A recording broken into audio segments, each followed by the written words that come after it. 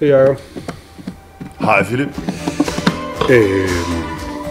Jeg tænkte, at vi lige skulle kigge på nogle af vores biler, som vi har på auktion. Ja, vi har gode biler på auktion. Vi har gode biler på auktion. Ja, det har vi. Og vi har nogle sjove biler på auktion. Og vilde biler. Vilde biler, ja, lige præcis. Lige præcis. En god blanding. Ja. Når vi nu er ved kupéer, så... Og vi er ved M. Vi er ved M. For Mercedes. For Mercedes. Ja. Så tænkte jeg en lidt for rigtig mange nok ukendt coupé. Og jeg var så heldig som dreng at bo ikke ved siden af, men ved siden af en mand, der hed Trygve. Og han kom fra Norge. Ja. Trygve. Og han kørte Mazda. Ja. Og han kørte Mazda Coupé. Han havde blandt andet en Mazda 929 Coupé. Ja. Super legendarisk bil. Og helt fantastisk. Men han havde også en 626 Coupé. Ja. Og det er bare nok... Altså, hvis vi er nede i de små coupéer, nu har vi lige haft den her Mercedes 230 CE'er. 4-cylindret, 2,2 liters motor. Det her, det er en Mazda 626, 4-cylindret, 1,567, tror jeg, hvis den er helt præcis. Så det er en 1,6'er. Men jeg synes, den er så fantastisk. Det er virkelig en af mine yndlings coupéer, sådan fra ja, nu den, altså, den er ovenikøbet fra 70'erne, den er fra 72 lige den her, ikke? Men også en smuk bil. Ja, det synes jeg fandme det er. Altså, det er en smuk bil. Jeg kan faktisk ikke huske den. Jeg kan ikke huske den i coupé. Jeg kan huske, de alle sammen kørte i 626. Ja, lige præcis. Alt de der racer rundt, alle havde en og sådan noget sjov.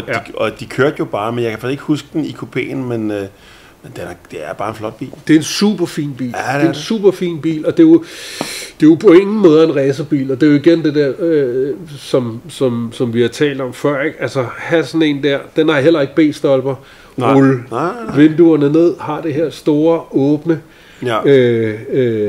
vinduesparti, ikke? Og så bare cruise. Altså, stille og roligt, bare cruise. Ja, den kan sagtens følge med på motorvejen og sådan noget, men det er en fed bil til en fin pris, til en god stil. Ja, det er et bevidst valg om, at det her kører jeg i, fordi det er fedt. Præcis. Ja. Altså jeg vil ikke sige, jo, det har sådan noget... Nej, det er ikke en hipsterbil. Altså, det er beyond hipster. Altså, ja, det er enig. Og det er ikke et ondt ord om hipster, og der er jo mange, der vil sige, at du er da selv en hipster. Ja, men jeg synes, den har simpelthen så meget klasse, og så er den så overset. Og ja, der har ikke været mange af dem i 70'erne, det tror jeg sgu heller ikke. Nej. Altså, det har været en klassisk 626, det har været 323'eren. I den der årgang, der var jo masser af dem. Den der lille, lidt buttede med firkantede forlygter og sådan noget, ikke? Altså, de holdt på alle parkeringspladser. Ja.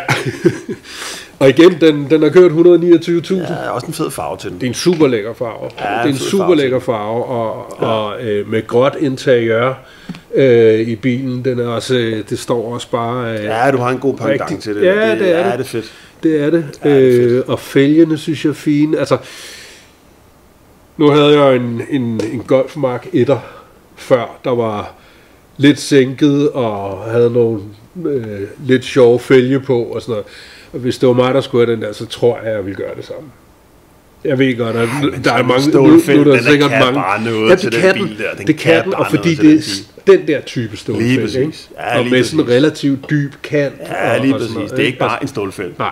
Det er en stålfælg. Der er tænkt over det. Jeg er enig. Der er tænkt over det, ikke? Men, enig. Men igen, jeg tror, at bilen kan bære meget. Altså nu siger jeg igen, det er jo ikke en, som du siger, det er jo ikke en hipsterbil, men altså jeg tror, den kan jo holdes fuldstændig super ren. Eller også så kan man gå alle mulige veje med den der, fordi den er så speciel, som den er, ikke? Jo. Så jeg synes, den er fed. Ja, det synes jeg også.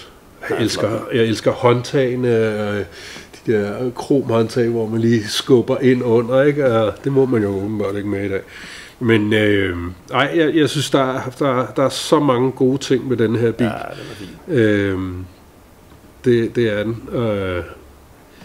Også den der 2/3 bagfra, ikke? Altså, det og bagruden, der lige smyrer sig omkring. Lige præcis, ikke? Jeg synes, det kan noget. Filmer, det er en noget. elegant bil, ikke? Ja. Og den, jeg tror ikke engang, den er overset. Jeg tror simpelthen bare, folk aner ikke, at den er der. Nej, altså, enig.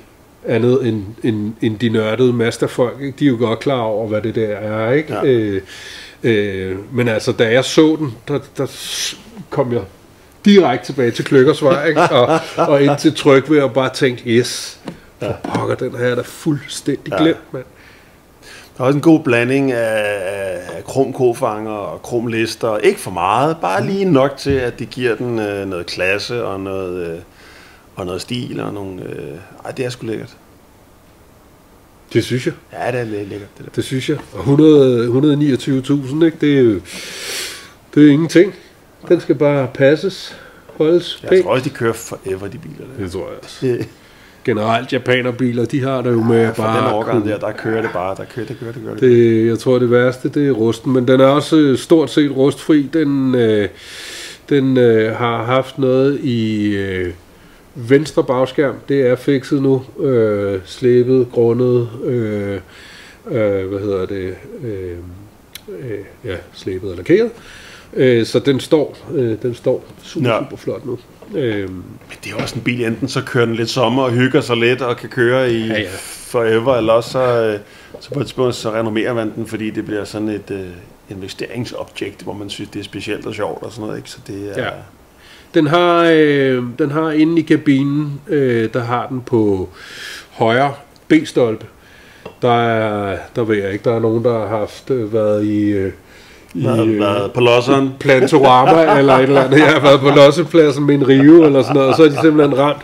Der er jo samme beklædning, som der er i himlen, er der også på B-stolperne, så det vil sige, det er sådan noget, der ligger udenom og er med luft imellem, ikke ligesom de nye biler, som er helt hårde.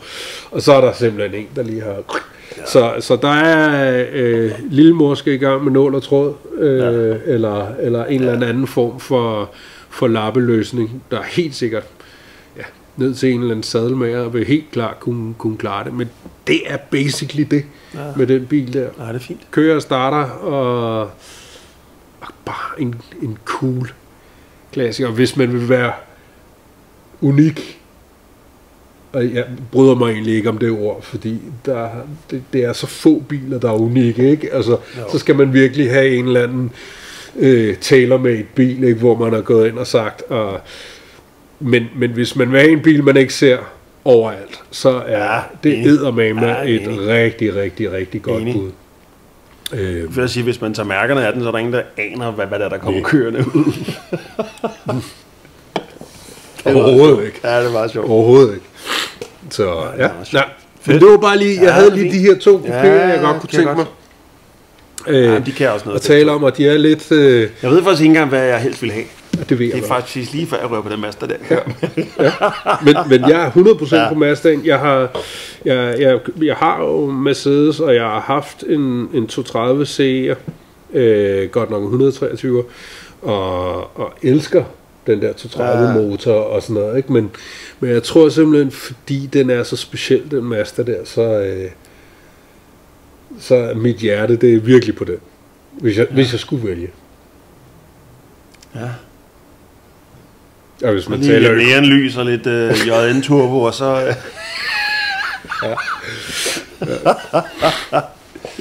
Ej, den er sgu fin. Ja, det synes jeg. Det synes jeg er meget, meget, meget fint. Ja, det er fedt. Ja. Det var sådan lige, bare lige for at komme i gang. Ja. Det er også en god start, det der. Ja, ikke? En god start.